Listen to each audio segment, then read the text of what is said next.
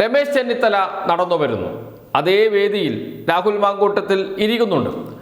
രമേശ് ചെന്നിത്തലയെ കണ്ട ഉടനെ രാഹുൽ മാങ്കൂട്ടത്തിൽ എഴുന്നേൽക്കുന്നു. രാഹുൽ മാങ്കൂട്ടത്തിൻ്റെ തൊട്ടടുത്ത് ഖദറിട്ട ഒരു ചെറുപ്പക്കാരനുണ്ട്. ആ ചെറുപ്പക്കാരൻ രമേശ് ചെന്നിത്തലയുടെ ശ്രദ്ധ ആകർഷിക്കാൻ ശ്രമിക്കുന്നുണ്ട്. ഇതാ ഇവിടെ രാഹുൽ മാങ്കൂട്ടത്തിലുണ്ട് എന്ന് പറയാനാണ് ശ്രമിക്കുന്നത്. എന്നാൽ ആ ഭാഗത്തേക്ക് ശ്രദ്ധിക്കാതെ, അങ്ങോട്ട് നോക്കാതെ രമേശ് ചെന്നിത്തല നേരെ നടന്നു പോവുകയാണ് ചെയ്യുന്നത്. ഹൂ കെയേഴ്സ് എന്ന ഭാവത്തോടു കൂടി ആ ദൃശ്യങ്ങൾ ഒന്നുകൂടി കാണാം.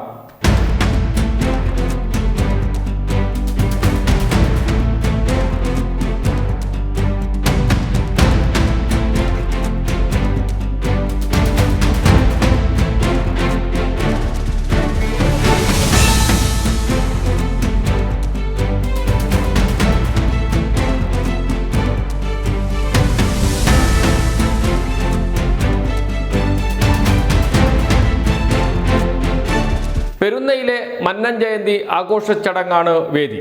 എന്തിനാണ് രാഹുൽ മാങ്കൂട്ടത്തിൽ അവിടെ എത്തിയത് എന്നറിയില്ല. പക്ഷെ അവിടെ നേരത്തെ തന്നെ എത്തുകയും മുൻനിരയിൽ സ്ഥാനം പിടിക്കുകയും ചെയ്തിരുന്നു. മുതിർന്ന കോൺഗ്രസ് നേതാക്കളുടെ ഇടയിലാണ് രാഹുൽ മാങ്കൂട്ടത്തിൽ ഇരിക്കുന്നത്. PJ കുര്യൻ, MK രാഘവൻ അടക്കമുള്ള മുതിർന്ന നേതാക്കളുണ്ട്. അവരുടെ ഇടയിലാണ് രാഹുൽ മാങ്കൂട്ടത്തിൽ ഇരിക്കുന്നത്. രാഹുൽ മാങ്കൂട്ടത്തിൽ കോൺഗ്രസ് നേതാക്കൾക്ക് കൈകൊടുക്കുന്നുണ്ട്, അവരോട് കുശലം പറയുന്നുണ്ട്. അതിന് ദൃശ്യങ്ങളൊക്കെ നേരത്തെ തന്നെ സോഷ്യൽ മീഡിയയിൽ വൈറലായി വരികയും ചെയ്തിട്ടുണ്ട്. രാഹുൽ മാങ്കൂട്ടത്തിനോടൊപ്പം ഫോട്ടോ എടുക്കാൻ ശ്രമിക്കുന്ന NSSന്റെ പ്രവർത്തകരാണോ ഇനി കോൺഗ്രസിന്റെ പ്രവർത്തകരാണോ എന്നറിയില്ല. ആ ദൃശ്യങ്ങളും നമുക്ക് കാണാം.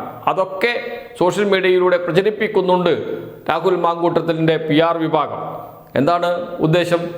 NSSന്റെ ആസ്ഥാനത്ത് എത്തിയപ്പോൾ NSS പ്രവർത്തകർ കൈ നീട്ടി സ്വീകരിച്ചു. കൂടെ നിന്ന് ഫോട്ടോ എടുക്കാൻ തിരക്കായിരുന്നു. അതിനുശേഷം കോൺഗ്രസ് നേതാക്കളുമായി സംസാരിച്ചു. ഇതൊക്കെ സോഷ്യൽ മീഡിയയിലൂടെ പ്രചരിപ്പിക്കണം. അതിനു വേണ്ടിയുള്ള ഒരു നാടകമായിരുന്നോ ഇത് എന്ന ചോദ്യവും ഉയരുന്നുണ്ട്. പക്ഷേ അവിടെ ഒരു രാഷ്ട്രീയ കളി നടന്നിട്ടുണ്ട് എന്ന കാര്യത്തിൽ സംശയമില്ല. പാലക്കാട് ആരായിരിക്കണം സ്ഥാനാർത്ഥി എന്ന് നേരത്തെ ഒരു മാധ്യമപ്രവർത്തകൻ ഒരു ഇന്റർവ്യൂവിൽ PJ കുര്യനോട് ചോദിക്കുന്നുണ്ട്. അപ്പോൾ PJ കുര്യൻ പറയുന്നത് ജയസാധ്യതയുള്ള സ്ഥാനാർത്ഥിയെ നിർത്തണം എന്നാണ്. രാഹുൽ മാങ്കൂട്ടത്തിനെ വീണ്ടും മത്സരിപ്പിക്കണമെന്ന് പറയുന്നില്ല ആ ഇന്റർവ്യൂവിൽ PJ കുര്യൻ. അതിനുശേഷമാണ് PJ കുര്യനും രാഹുൽ മാങ്കൂട്ടത്തിലും അടുത്തടുത്തിരുന്ന് കുശലം പറയുന്നത്. ആ ദൃശ്യങ്ങളും പുറത്തു വന്നിട്ടുണ്ട്. അത് കഴിഞ്ഞ് PJ കുര്യൻ്റെ ഒരു ഫേസ്ബുക്ക് പോസ്റ്റ് പുറത്തു വന്നു. പാലക്കാട് രാഹുൽ മാങ്കൂട്ടത്തിൽ മത്സരിക്കേണ്ടതില്ല എന്ന് ഞാൻ പറഞ്ഞിട്ടില്ല. അങ്ങനെ ചില വാർത്തകൾ വരുന്നു, അതല്ലെങ്കിൽ സോഷ്യൽ മീഡിയയിൽ അത്തരം ചർച്ചകൾ നടക്കുന്നു. ഞാൻ അങ്ങനെ ഉദ്ദേശിച്ചിട്ടില്ല. ജയസാധ്യതയുള്ള സ്ഥാനാർത്ഥിയെ മത്സരിപ്പിക്കണം എന്ന് മാത്രമേ പറഞ്ഞിട്ടുള്ളൂ എന്ന് പറഞ്ഞുകൊണ്ട് ഒരു വിശദീകരണവും കൂടി കൊടുത്തിട്ടുണ്ട്. അപ്പോൾ അവിടെ നടന്ന രാഷ്ട്രീയ കളി എന്താണ് എന്ന് ഏതാണ്ട് വ്യക്തമായിട്ടുണ്ട്. NSSന്റെ G. സുകുമാരൻ നായരുടെ പ്രീതി പിടിച്ചു പറ്റാനാണ് അവിടെ എത്തിയത് രാഹുൽ മാങ്കൂട്ടത്തിൽ. കോൺഗ്രസ് നേതാവായ PJ കുര്യനും NSS ജനറൽ സെക്രട്ടറിയായ G. സുകുമാരൻ നായരും തമ്മിലുള്ള ബന്ധം എല്ലാവർക്കും അറിയുന്ന കാര്യം തന്നെയാണ്.